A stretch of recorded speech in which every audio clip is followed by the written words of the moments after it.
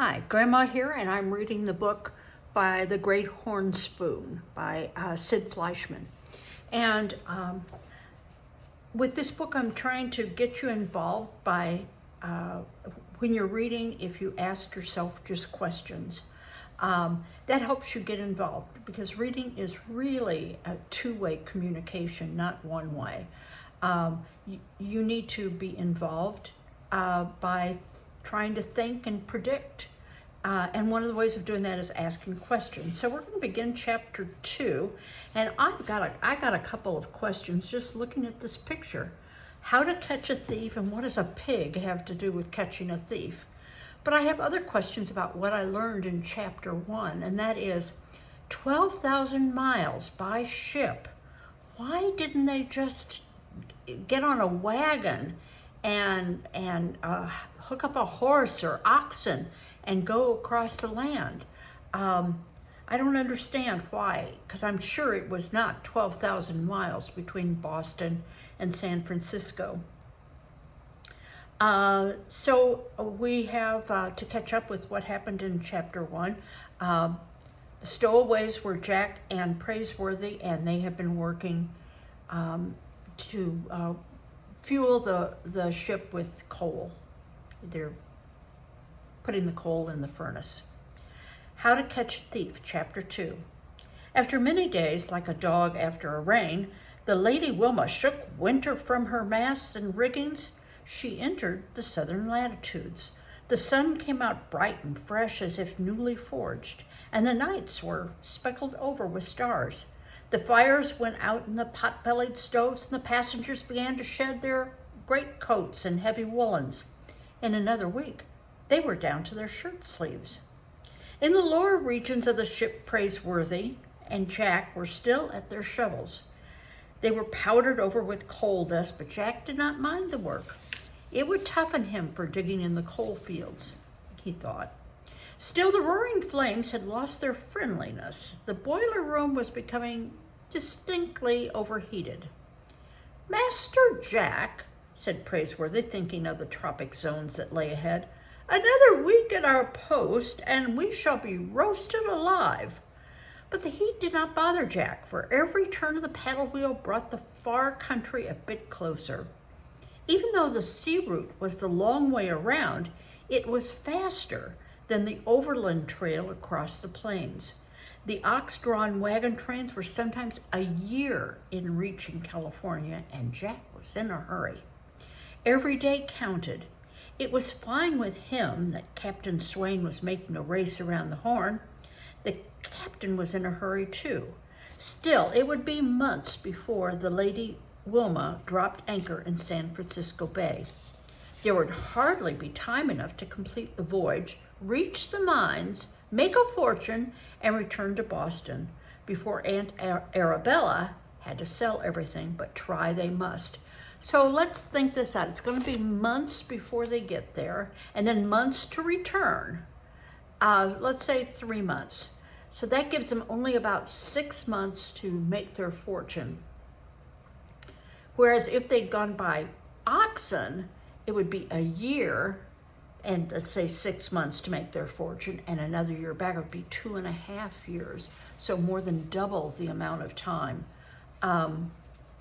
using the ship. Okay. Continuing. This infernal firebox, wiping the sweat from his face, Praiseworthy said, "We must think of a plan. We must expose the rogue who light-fingered our passage money." The truth of the matter was that neither Jack nor the butler had the slightest idea about how to go about catching a thief, but Praiseworthy was undaunted. They would surely think of something. Meanwhile, they fed the flames, strengthened their backs, toughened their hands, and slept on deck under a balmy sky. In their free time, they washed in buckets of seawater, and Jack began a letter home. He had no idea when or where he would mail it, but Praiseworthy had packed pen and pencil and had no intention of allowing Jack to forget his duties. "But I would avoid any direct mention of our temporary misfortune," said the butler with a wink. "No point in worrying your Aunt Arabella even for a moment."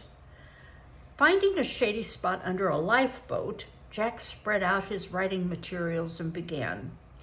Dear Aunt Arabella, dear Constance, dear Sarah. Now remember, he has two sisters, and that's Constance and Sarah. By the time you have found my note on the tea service and learned that Praiseworthy and I have joined the gold rush to California, I am writing this at sea. Please do not worry, as we are well and happy and getting plenty of good exercise. Our ship is the Lady Wilma, and we are racing the Sea Raven to San Francisco. But at the moment, we don't know whether we are ahead or behind, as our ships became separated in bad weather. But now the sky is as blue as it can get. It's hard to remember that you are still having winter back in Boston. I go bare feet. Praiseworthy says we will soon be seeing the Southern Cross in the sky. What is the Southern Cross? Well, if it's in the sky, it must be stars. I'm getting used to the food. We have salt beef and sea biscuits, which are very filling. For dessert, we have dandy funk, which is molasses pudding, or plum duff, which is just about what it sounds like. You would be very proud of me, Aunt Arabella, as I eat everything. Praiseworthy wants to be sure to be remembered. We are partners. We intend to come sailing back to Boston in a year. We will be rich as can be. The ship is very crowded. Everyone is anxious to go to California before the gold is gone. We see other ships on the sea almost every day. They are all California bound. I think it is going to be very crowded in the gold fields. I will tell you about some of our passengers. There is a horse doctor with a wooden leg. There's a judge with a scar over his eye. He rolls his own cigars and carries a sword cane. They say the mark over his eye is a dueling scar.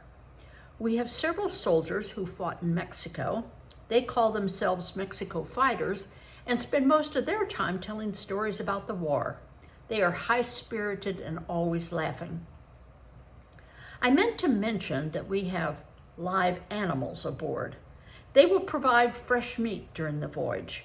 We have crates of chicken, a sow, and 3 pigs, 2 sheep, and 1 head of beef. I have made friends with the smallest pig and named him Good Luck for good luck. Praiseworthy says pigs are very smart. It seems strange not to be in school, but I am learning things every day. I will leave this letter unfinished and take up my pen again as adventures befall us. The following day, toward dusk, Jack was washing up in a bucket of seawater when Praiseworthy was struck as if by lightning. Master Jack, he exclaimed, you have it. Have what? Answered Jack, looking up. He had had good luck with him in the boiler room, and now even the pig was covered with coal dust. Why, the answer. The answer to what? Praiseworthy's eyes shut up with delight. We'll catch the thieving scoundrel at last. You've hit it, Master Jack, you have indeed.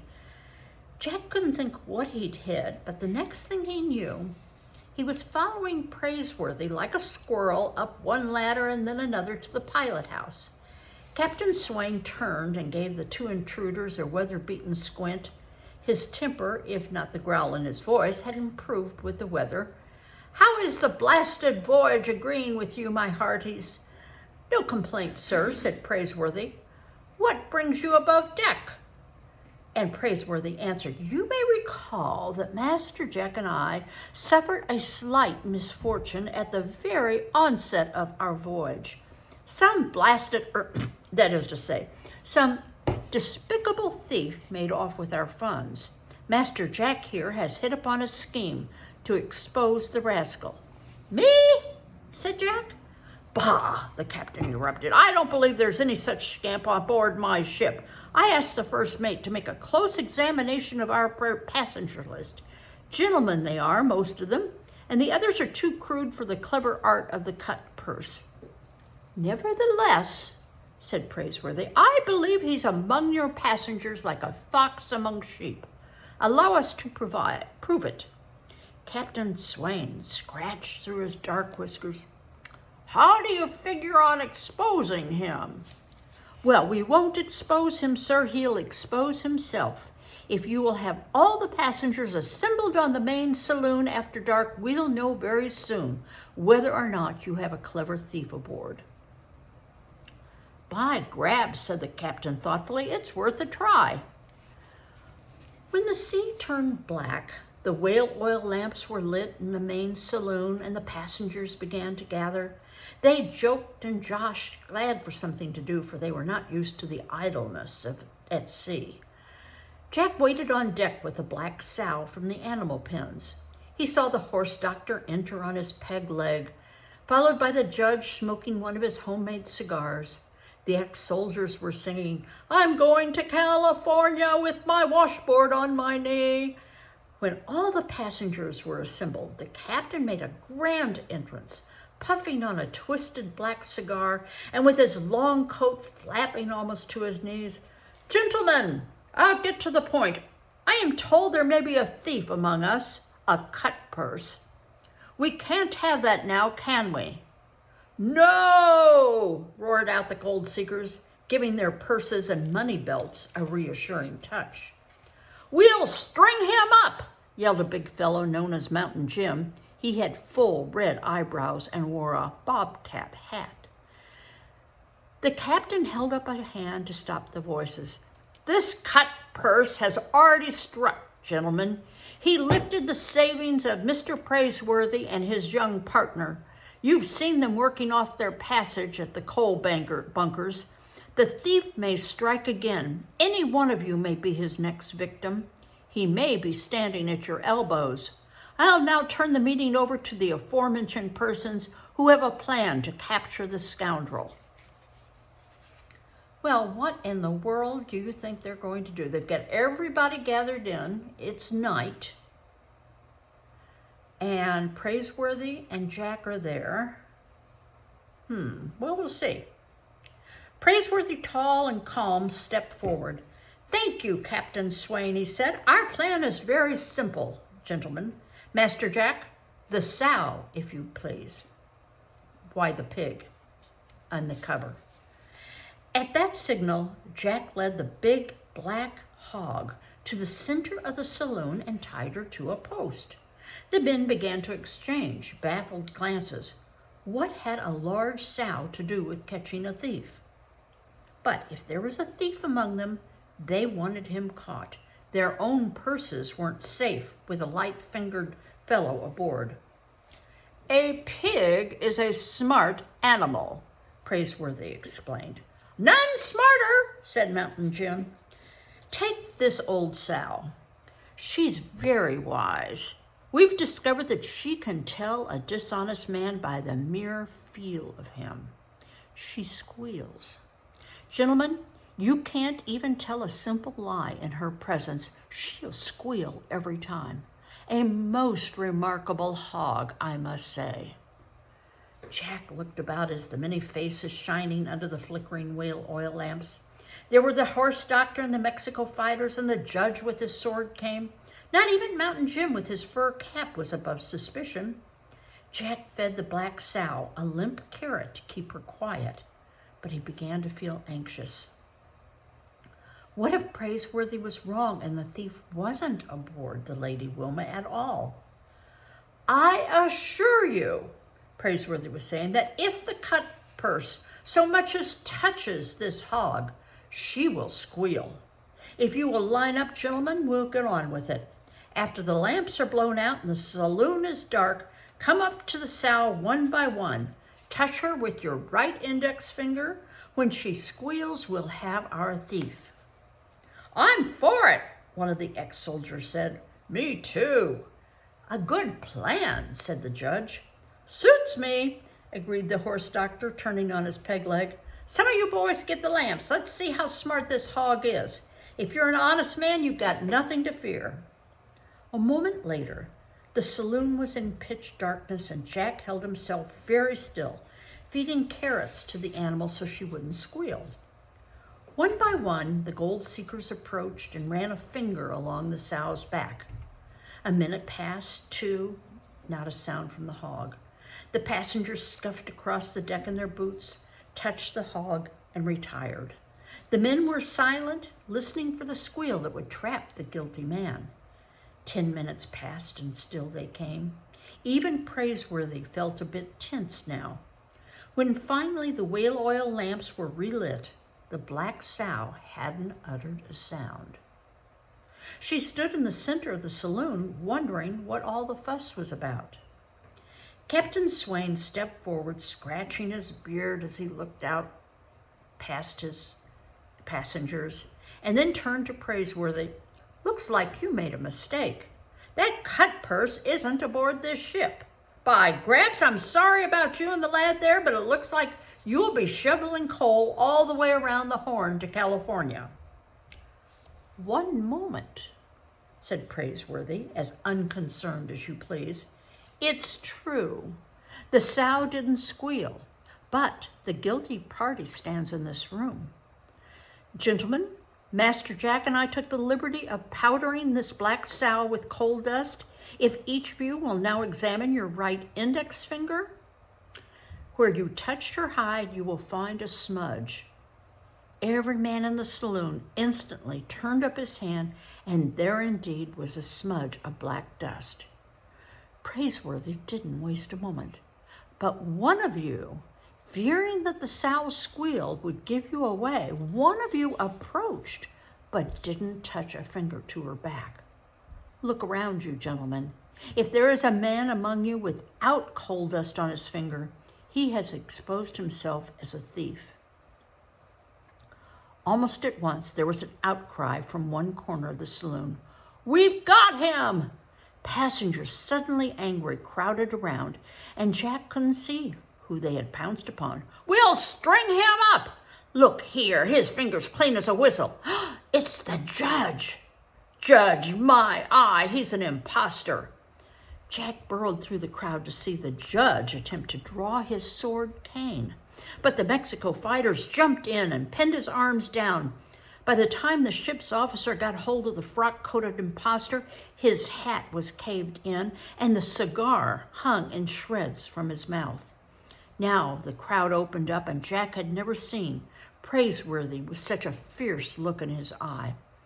"I suppose we'll find the balance of our money in your cabin, sir?" "Try to find it," spat the thief, peering from Jack to Praiseworthy and back again. "Clever you are, but we'll meet again. I warn you, or my name's not Cut-Eye Higgins." "Humbug," said Praiseworthy just as sharply. The miners had their own ideas of justice, and suggestions were flying around the saloon. "Pitch him overboard!" "Let him swim to California!" "String him up!" "Put him in irons!" But Captain Swain already had his mind made up. "Take him to the coal bunkers. By the time we cross the equator, by Grabs, he'll think he's in Hades." That's pretty good. Well, that was interesting. They did answer some of our questions on why they were on a ship, what the pig had to do with it. Our next chapter is News of the Sea Raven, and we have a picture of the captain looking out through his looking glass to see. And remember, the Sea Raven is who they're racing. Okay, bye-bye.